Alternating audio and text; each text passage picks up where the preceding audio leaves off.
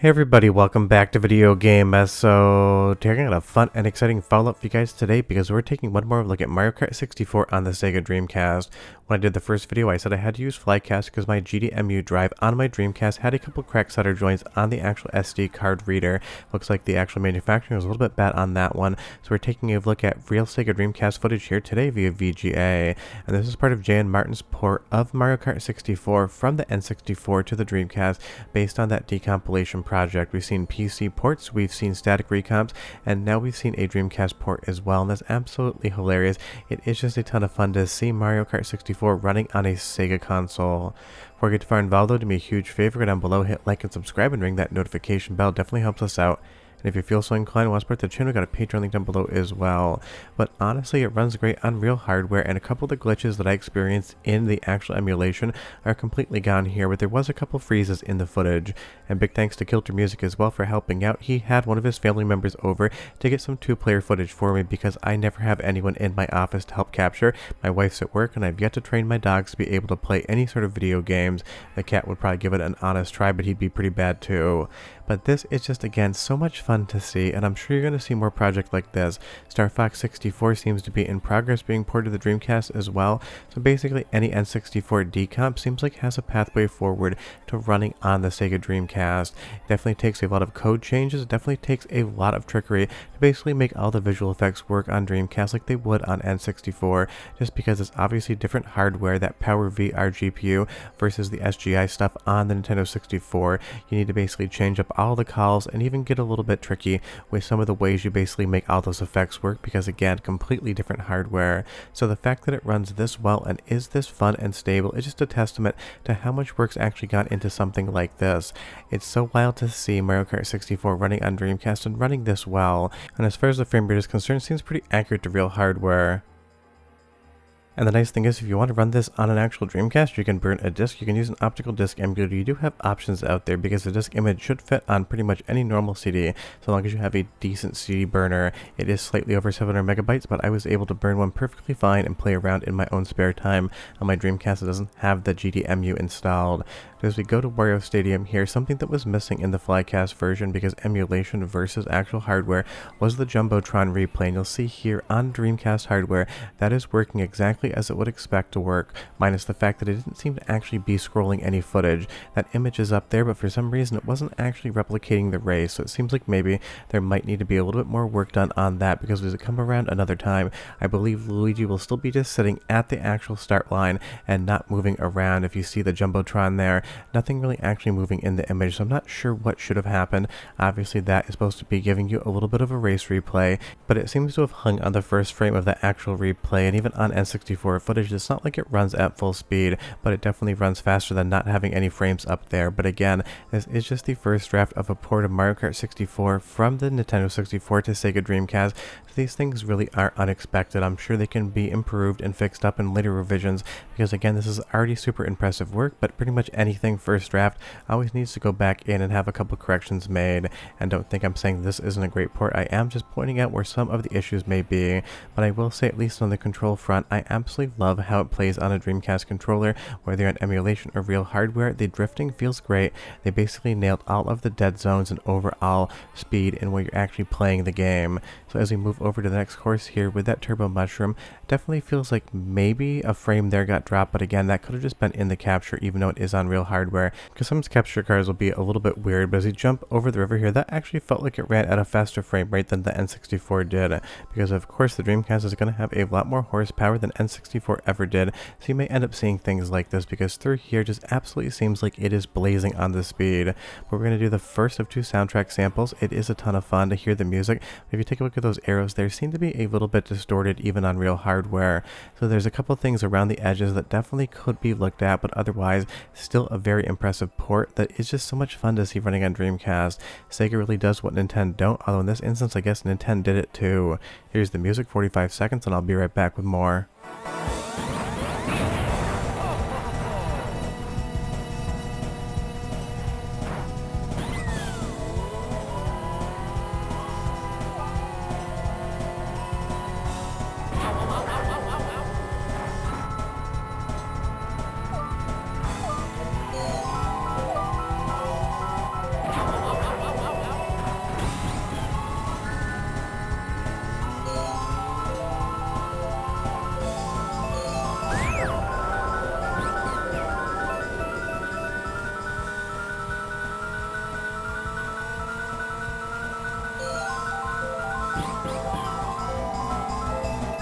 I mean, it just sounds like Mario Kart 64 to me, but you leave me a comment down below and you let me know what you think. But otherwise, the rendition of the graphics on Rainbow Road look accurate to me. All of the different transparent sprites that are popped up onto the sky look exactly like I think they should. But if you see anything out of place here, definitely tell me down below. And before you leave the comment, why would anyone make this? It doesn't need to be done. Of course it doesn't need to be done. We don't need Mario Kart 64 on Dreamcast, but because it can work, that is reason enough to do something like this. But every time I showcase a video like this, some people actually get angry in the comments and say that the developers are wasting their time and shouldn't do that. And honestly, that doesn't make any sense to me, and I'm sure I'm not going to convince the angry commenters otherwise, but it's not for you to decide what people spend their time on, it's for them to decide what people spend their time on. So if you're here and you're stoked that Mario Kart 64 runs on Dreamcast like I am, welcome, and definitely leave a fun comment down below. It's one of those things, it always drives me nuts. One person gets to decide how they spend their time, and that's the person actually putting it in. But now with that little diatribe out of the way, we can get back into the races, and we'll even move into some of the versus modes. Now people have asked if this works in 4-player. It does. I tested it on my Dreamcast, but I just didn't have enough people to actually control it. I basically had 4 controllers and only 1 player, but I can tell you it does work. But Kilter Music and his family member basically has some good races going on.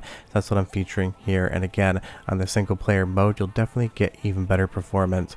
But it's one of those things, people were really asking about the multiplayer aspect of this because, of course, just like N64, Dreamcast has 4 controller ports up front, so if you can get 3 friends together, you can have some 4-player action. But if you're like me, trying to get 3 of your friends that play games in real life to have the same amount of time free is basically an impossibility, so maybe 2 players all you'll actually get. And a lot of people asked about the battle mode. Works on Dreamcast perfectly fine. Outside of a couple freezes and a couple graphical glitches like you just saw there, this is pretty much a stable release, so you can kind of just sit down and have fun with it. But again, I'm sure you will see updates to this like basically any other port from one console to the next, or even the static recomps or PC ports. They're never done on their first draft. They're just done well enough for you to sit down and enjoy them. And old Yoshi there just took a digger right into the lava. But it's one of those things, I just love that this can work. It makes you think that every single decomp to N64 could be ported over to Sega Dreamcast, and obviously if Dreamcast can do it, basically any other console can do it as well after N64, so long as people want to spend the time. And I'm very fascinated by everyone asking when a PS Vita port is going to come out. Apparently there's a lot more Vita fans out there than I actually realized. So if you have a Vita, leave me a comment down below, because I was thinking about making some videos on it, but it's one of those platforms I never hear anyone mention. I've kind of been putting it on the back burner, but the comments about Vita ports really make me think that there might be more users out there than I actually think. But as we move on to the second battle stage here, we're going to move on to the second soundtrack sample as well, 35 seconds this time, but go ahead and listen to the audio, listen to the sound effects, and you tell me in the comments if it sounds like what you think it should, or if it sounds off in any way, shape, or form, because I have a tin ear. So enjoy.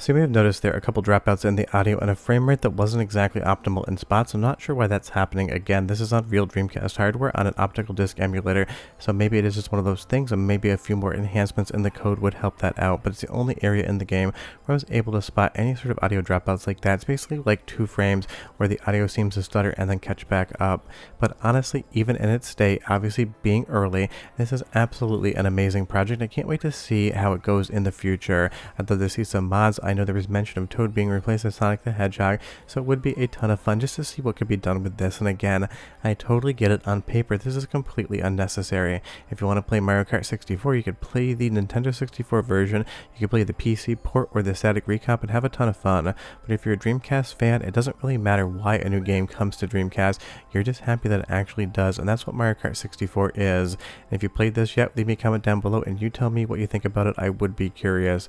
And it also makes me think that we might see some more N64 to Dreamcast ports coming soon, but leave me a comment down below and you tell me, and I love asking this question.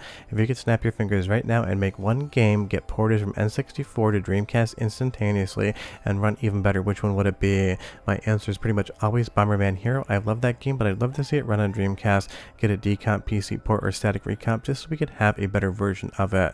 If you want to play this today, the link to the GitHub is down below. It's a little bit of a process to build, but I'm sure if you look closely at the internet, you can probably find it pre-built. But we're done. I'll see you guys next time. Bye-bye.